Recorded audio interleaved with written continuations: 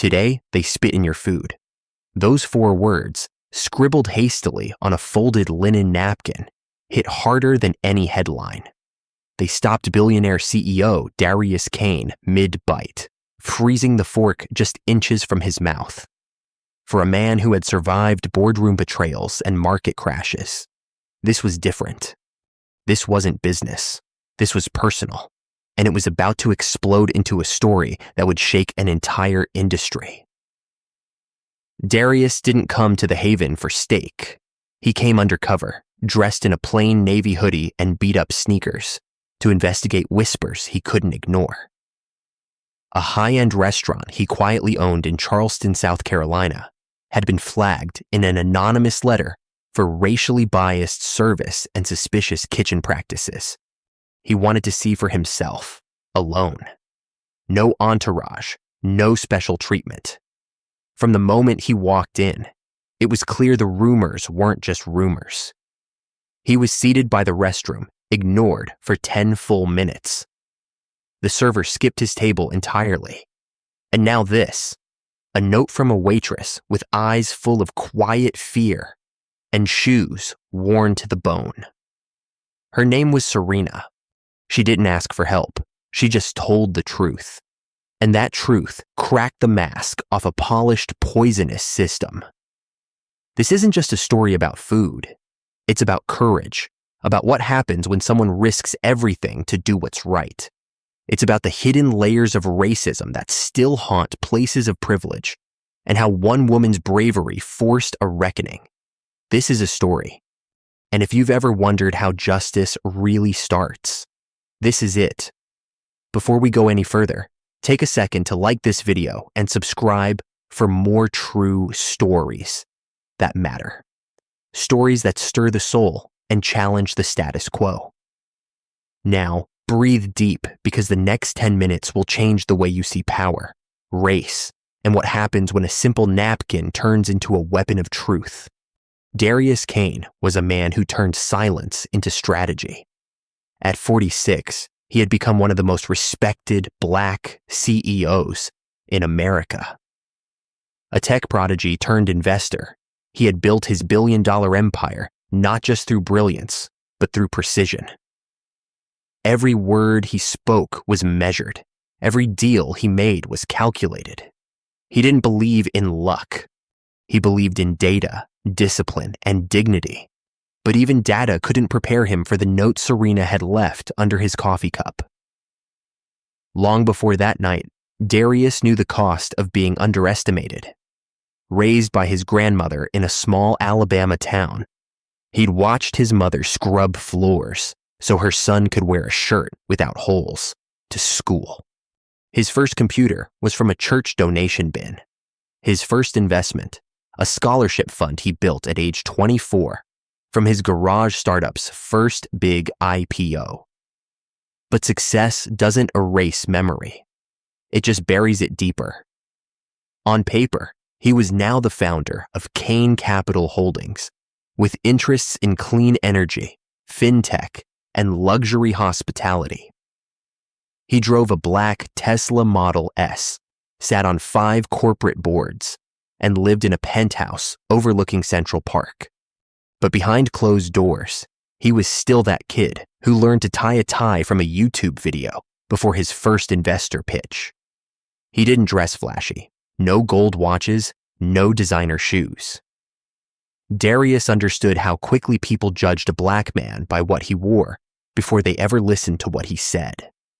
So when that anonymous letter landed on his desk 2 weeks earlier, claiming one of his flagship restaurants was mistreating Black customers and employees, he didn't send a lawyer or a PR team. He bought a Greyhound ticket, threw on a hoodie, and walked into the fire himself. No one recognized him when he walked into the Haven that night. And that was exactly the point. Sometimes to see the truth, you have to disappear inside it. That's what Darius had learned. He wasn't just a CEO, he was a mirror. And this time, he wanted the system to see itself raw, unfiltered, and up close. Because real leadership isn't about being seen, It's about seeing what no one else wants to look at. The Haven was the kind of restaurant that made people lower their voices when they walked in. Tucked inside a restored historic mansion in downtown Charleston, it oozed Southern charm and exclusivity. Velvet drapes, gold-rimmed glassware, candlelight that made everyone look 10% more important. You didn't come here just to eat. You came to be seen. The walls were lined with portraits of Confederate generals, conveniently unlabeled, as if history could be softened by mood lighting. The name, The Haven, was a nod to Charleston's past, the cradle of Southern elegance, as their website proudly proclaimed. But to Darius, even before stepping foot inside, the name echoed something else, something darker, the cradle of exclusion, of control. From the moment he entered, the tone was set. The hostess, a young white woman with perfect posture and a clipboard smile, scanned his clothes like they were a threat. She didn't recognize him. That was the plan. He had chosen a plain zip-up hoodie, dark jeans, and off-brand sneakers. "Do you have a reservation?" she asked, her voice flat. "No," Darius said, calm as ever. She exhaled slowly, performing annoyance like it was part of her job. "We're fully booked tonight, sir, but I suppose we can seat you at the bar or near the kitchen entrance. Would that be acceptable?" Darius nodded. "Sure, that works." He followed her through the grand dining room, passing tables filled with white diners in suits and designer dresses. Not a single black face in sight, except the staff. That part hadn't changed since the 1800s. She led him to a table by the service doors, where the smell of bleach drifted in every time they swung open. No candle, no smile. Just a menu slapped down like a warning. Darius sat quietly, scanning the room. The wait staff smiled brighter at the tables, with Rolexes and country club memberships. The manager, a middle-aged white man with slicked-back hair, made his rounds like a politician at a fundraiser, shaking hands, laughing too loud. But his eyes passed over Darius like he wasn't there. The Haven wasn't broken. It was functioning exactly as it was designed to. And Darius, quietly watching, saw it for what it was. Not a restaurant, a performance, a place where appearances mattered more than people, where the past dressed itself up in fine linen and still called itself tradition. Serena Hale moved like someone who had learned long ago not to make noise when she walked. At 25, she carried herself with the quiet grace of someone who had seen more than her share of hard days. She wasn't loud, she wasn't flashy, but there was something sharp behind her soft eyes, like a blade wrapped in velvet. She had once dreamed of becoming a civil rights lawyer. She was halfway through her law degree at Howard when life cracked wide open. Her mother's cancer diagnosis came with no warning and even less mercy. Bills piled up faster than her scholarships could cover. So she left school, packed up her life in a single suitcase, moved back to Charleston, and took the first job that would hire her without a question. That job was at the Haven. The money was decent for a service job, but the atmosphere was suffocating. Serena was the only black waitress on staff. Management didn't say it out loud, but she could feel it in the way they scheduled her. Always on double shifts, always stuck with the least desirable tables, and somehow always blamed when something went wrong. She wore a smile like armor, called every table sir or ma'am. She poured wine, cleared plates, and swallowed her pride daily. But even armor wears thin. It was the way the manager, Mr. Thorne, looked at her like she was barely worth his time. The way the other servers laughed when she got stiffed on tips. The way the chef once joked about sending the special to the black tables. She never laughed. She just filed it away. She wasn't weak. She was watching, waiting, surviving. But tonight felt different. The man at table 14 didn't fit the usual mold. He didn't wear a Rolex or bark orders. He just sat there silent, observant, and oddly calm. When she greeted him, he looked her in the eye. Really looked, like he saw her, like he noticed. That moment, small as it was, shook something loose inside her. Because Serena wasn't just a waitress. She was a witness to every quiet injustice, every whispered slur, every rule that changed depending on who walked through the door. And tonight, she was done watching. Tonight, she was going to act, even if it cost her everything. The presidential prime was not just a steak, it was a spectacle. 48 ounces of bone-in Wagyu beef, dry-aged for 90 days. Finished with a rosemary-smoked dome, lifted tableside by a gloved server. It came with a foie gras buttermilk, truffle potato tower, and a price tag of $700. A dish meant for show, not soul. When Darius ordered it, Serena blinked twice. "You'd like the presidential prime," she repeated, her voice steady, but her stomach tightening.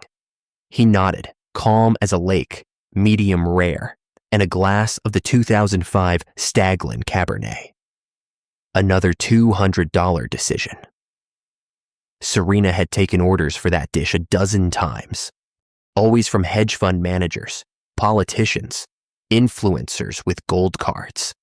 Never from someone in sneakers and a hoodie. Never from someone who sat at the table by the swinging kitchen doors. She felt eyes on her. Across the dining room, Mr. Thorne stood with his arms folded, watching her like a hawk with a clipboard. She knew what he was thinking, that she was wasting time, that a man who looked like that couldn't afford a steak like this, that if it went unpaid, the blame would fall on her. She hesitated just a second too long. "Is that a problem?" Darius asked gently, but with a sharpness beneath it. "No, sir," she said quickly, coming right up. She turned on her heel and headed for the POS terminal, her heart thudding against her ribs. Every server knew the rules. If a customer looked questionable and ordered an expensive meal, management expected a credit card before the kitchen fired it. No exceptions. But Serena didn't do that. She keyed in the order like it was any other. And when the screen flashed red, requiring manager approval, she hit override and swiped her own ID. She'd just taken responsibility for a $700 steak and a wine pairing on a gut instinct. Behind her, Mr. Thorne's voice boomed through the hallway. "Did he pay up front?" "No, sir," she replied without turning around. "Then you better pray he does," he growled. But Serena wasn't praying. She was planning because maybe, just maybe, this man wasn't here to be served. Maybe he was here to see. And if he was about to see everything. Serena had watched a lot of things happen in that kitchen. But what she saw tonight shattered the last sliver of silence she had been holding on to. As the presidential prime was prepped, she noticed Chef Vance, known more for his attitude than his culinary talent, lean over the sizzling steak with a twisted grin. Then came the act, subtle, quick, but unmistakable. He spat right on the steak, turned it over like nothing happened. The sous chef laughed. Serena froze. Her first instinct was denial. Maybe it was an accident. Maybe she didn't see what she thought she saw, but the laughter told the truth. This wasn't new. This was normal. And the steak was already plated. The rage bubbled under her skin, hot and sharp, but she couldn't scream, couldn't make a scene. Not yet. She looked toward the dining room and saw Darius, still calm, still watching. The man who didn't belong, who ordered like he did. They didn't know who he was, but she was starting to suspect, and that changed everything. She had seconds to decide, say nothing, and serve a contaminated meal to a man who might hold the keys to this place's future, or take a risk that could end her job on the spot. She reached into her apron pocket and pulled out the service pen she always carried. snatched a fresh linen napkin from the rack. Her hands trembled as she wrote, the ink skipping across the fine thread. They spit in your food. This place is not safe. Ask to see the kitchen cameras. No name, no signature, just truth, folded tight. She slid it into her pocket as the steak was handed to her under a silver dome. Her heartbeat pounded in her ears as she walked the plate across the dining room. Darius looked up as she approached. With practiced grace, she placed the plate before him, lifted the dome, and said softly, "Enjoy your meal, sir." He nodded. Then, as she cleared the empty bread plate with her right hand, her left slipped the napkin just under the corner of his place setting. A second later, she was gone. No words, no eye contact, just the quiet hope that the man at table 14 would know how to read a whisper written in cloth. Darius sat still for a long moment, staring at the folded napkin like it was a live wire. He hadn't touched the steak, hadn't even lifted his knife. Something in Serena's eyes had told him to wait. She hadn't spoken it, but the urgency was written all over her posture, her breath, the slight tremor in her fingers. He reached forward slowly, carefully, and slid the napkin into his palm, unfolding it. The words stared back at him. Stark, uneven, desperate. They spit in your food. This place is not safe. Ask to see the kitchen cameras. His jaw locked. Every muscle in his face went stone still. It wasn't the spit that got to him. He had eaten far worse things in his years of traveling incognito, testing systems, testing people. No. What made his pulse spike was the phrase, "This place is not safe." That was broader. That was systemic. That was rot from the root.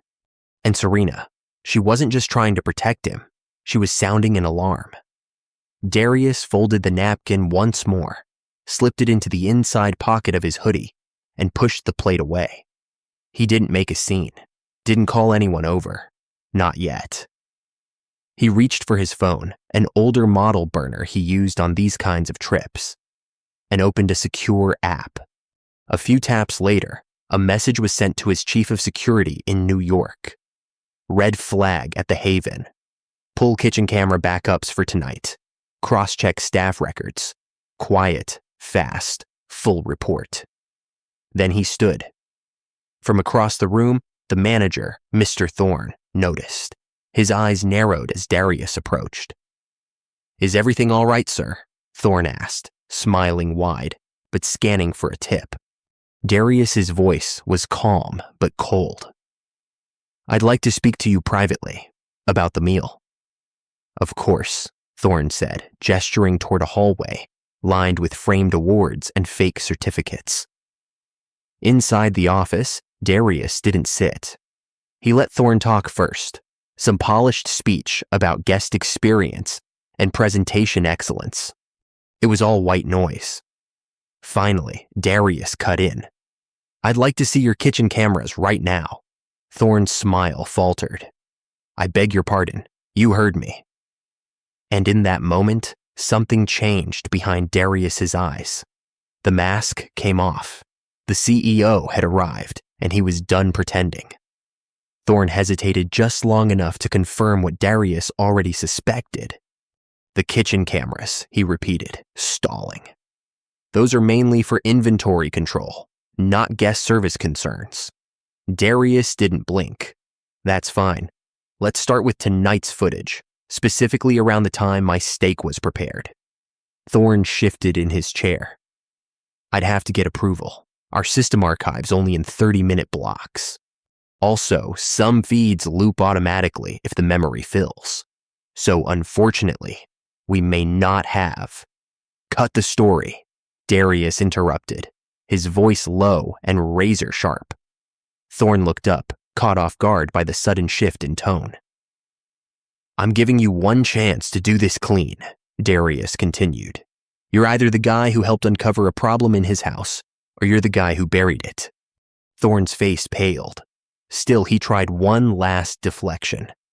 "Sir, if I may ask, who exactly are you?"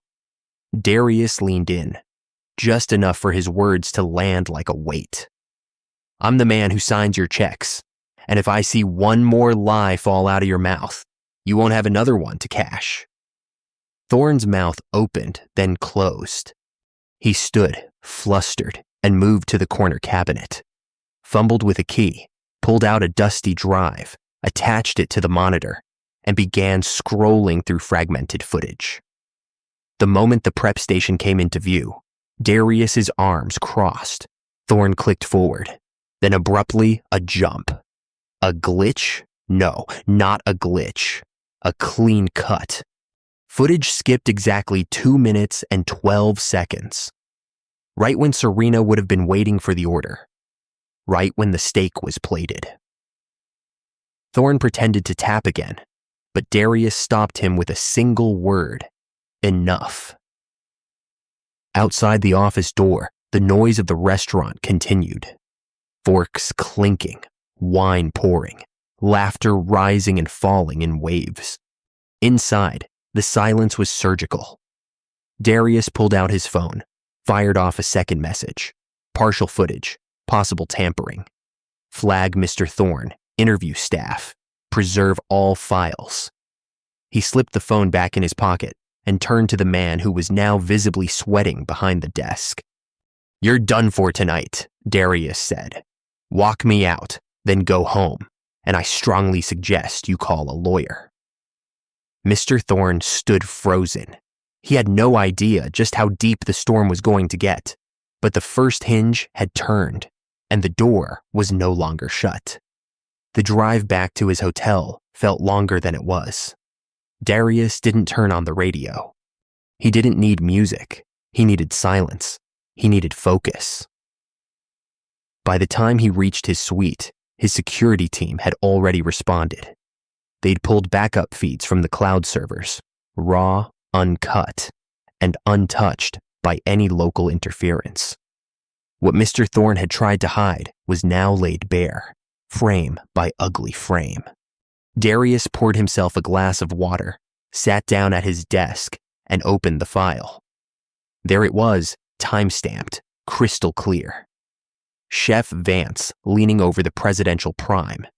He wasn't rushed. He wasn't distracted. He did it with full intent. A spit, then a smile. Then he turned to the sous chef, who laughed and nodded. The audio was faint, but just loud enough to catch it. "That's what you get for acting like you belong here," Vance muttered. Darius leaned back in his chair. He felt no shock, no outrage, only cold clarity. This wasn't a mistake. It wasn't a moment of bad judgment. It was a culture, a quiet, ugly system built to humiliate people like him the second they didn't follow the script. Worse, the video logs showed this wasn't the first time. Earlier footage from the same week revealed another instance. A black couple seated at the back corner, their plate arriving nearly 30 minutes late. Behind the scenes, the kitchen laughed. Chef Vance tossed a steak on the floor before throwing it back on the grill. This wasn't an isolated incident. This was policy in disguise. Darius clicked save and encrypted the files into 2 separate servers. One with his legal team, the other with the head of public relations. The message he included was simple: full internal review, staff interviews, emergency compliance training. Do not breathe a word until I say go. He stared out the window, the Charleston skyline twinkling beyond the glass. They had tried to humiliate him. They had failed. What they had done instead was expose a sickness that had gone unchecked for too long. And now the story was no longer about steak. It was about justice. It was about change, and someone was going to answer for it on camera, under oath, and without warning. The next morning, Serena showed up to work exhausted. She hadn't slept. Not really. Not after what she had done. Not after what she had seen. Every moment since slipping that napkin had been a blur of second-guessing and dread. She kept waiting for the call, the text, the confrontation. Something. But when she walked through the back door of the Haven, no one said a word. No icy glares, no knowing smirks. Nothing until the hostess whispered, "Mr. Thorne's office, now." Serena froze. She didn't even bother clocking in, just turned, straightened her apron, and walked the long hallway toward the manager's door. She expected Thorne, maybe even the head of HR worst-case scenario, security. What she didn't expect was him. Darius, still in that same hoodie, still calm, but this time he was standing. The air in the room shifted. "Serena Hale," he said, motioning for her to sit. She didn't. "I know," she whispered. "I'm sorry. I shouldn't have." He held up a hand. "You should have," Darius said. "And you did." Her heart thudded. "Am I being fired?" He shook his head. "Not by me." Serena blinked. "I own this place," he said, voice low. "The building, the brand, the people who run it. Well, they answer to me." Her legs gave out. She sat. "I reviewed the footage. I've seen what happened in that kitchen. I've seen what's been happening here for months, maybe years." Serena looked down. "I didn't know who else to tell." "And you didn't have to," Darius replied. "You did more than most people ever would." He took a breath. "So, here's the truth. I can have this entire place shut down today. I can fire everyone, rebrand the business, start fresh, and I will. But before I do that, I need one thing from you." Serena looked up, her voice barely a whisper. "What?" "A choice." He leaned in. "You can walk away quietly. I'll make sure you're taken care of. A scholarship, a new job, whatever you need." She stared at him. "Or," Darius continued, "you can stay. Help me rebuild this place from the inside, from scratch, as the new director of ethics and culture." Silence stretched between them. Serena's voice shook. "You really trust me with that?" Darius nodded. "I already did. You just didn't know it yet." And in that moment, for the first time in a long time, Serena breathed without fear. The next 24 hours moved fast. By noon, the Haven was no longer a restaurant. It was a crime scene in a tuxedo. Darius moved with precision. Quiet calls, ironclad coordination. His legal team flew in from New York. His PR team was already drafting the statement. But he wasn't hiding behind prepared remarks. Not this time. At exactly 12:30 p.m., 2 unmarked SUVs pulled up outside the front entrance.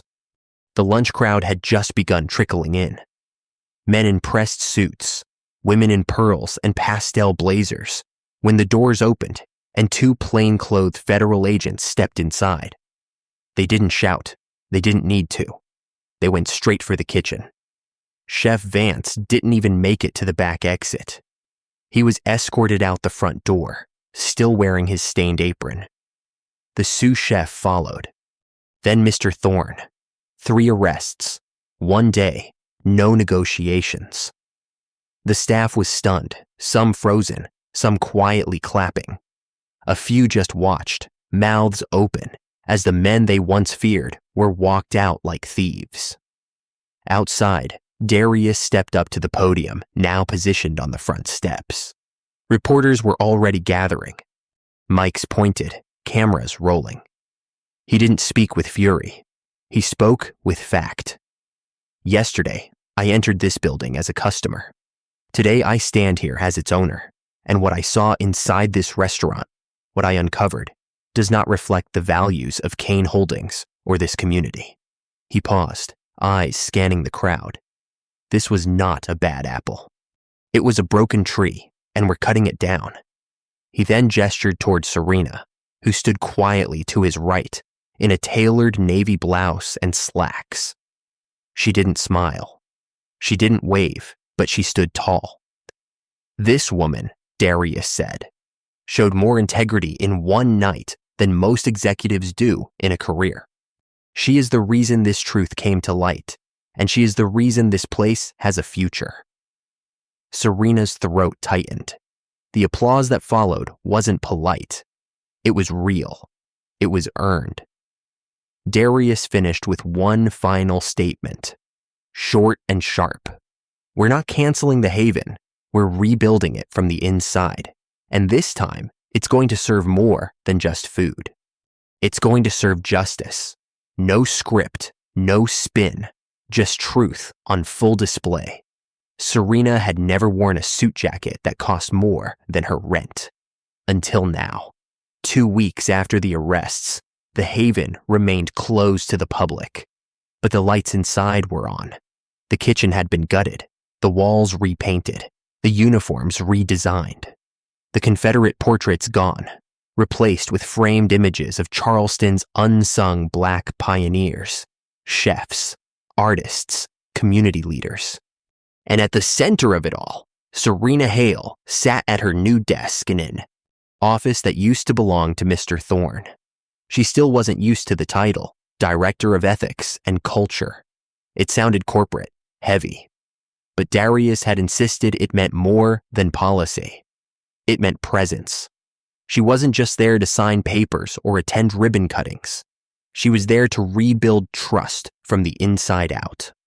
Her first day in the role, she started with a staff-wide meeting. No suits, no scripts, just a circle of chairs in the dining room. Some people couldn't look her in the eye. A few still whispered behind her back, but most listened. She told them what happened, not with shame, but with strength. She explained why the culture failed, why silence is never neutral, and how they were all going to do better together. She created a system for anonymous reporting, rolled out mandatory bias training, held weekly feedback sessions, hired new managers, people who looked like the community they served. She also did something unexpected. She went back to school. Darius had offered to cover her tuition if she ever wanted to finish her law degree. And she said yes, part-time, nights, and weekends. Because justice didn't stop at one restaurant. And yet Serena didn't walk like a student anymore. She walked like someone who had been through the fire and come out clear. People started to ask her questions, real ones, not just about policy, about belonging, about dignity, about how to speak up when it's scary. And every time someone asked, she told the same story about a folded napkin, a risk, a man who listened, and a job that was never just about tips. It was about truth. Serena Hale was no longer a server. She was serving something far more important now. And the world was finally ready to hear her voice. It wasn't a press conference that changed the Haven. It wasn't the police or the lawsuits or the headlines. It was a napkin folded in half, written in haste, delivered in silence. That's all it took to expose a system of quiet cruelty, a culture hiding behind linen tablecloths and curated wine lists. One simple act of courage lit a match in a room soaked in gasoline. And the fire didn't destroy everything. It revealed what was already rotting. The lesson here isn't just about restaurants or management. It's about everyday people in quiet jobs doing extraordinary things. Serena didn't have power. She didn't have a title, but she had clarity. She saw something wrong, and instead of looking away, she acted. She didn't scream. She didn't protest. She wrote the truth and passed it to someone who would listen. And that's the heart of this story. That sometimes the bravest thing you can do isn't grand or loud. It's the decision to risk your safety, your paycheck, your future, to protect something bigger than yourself. And it's the responsibility of those in power to recognize that bravery and do something with it. Darius Kane did. And because of that, an empire didn't crumble. It evolved. So here's the question for you. What injustice have you seen and stayed quiet about? And more importantly, what might change if you spoke up? If this story moved you, if it made you feel something, do me a favor, hit that like button. Share this video with someone who needs a reminder that integrity still matters, that courage is contagious, And if you want more stories like this, real ones, raw ones, the kind they don't put in textbooks, subscribe.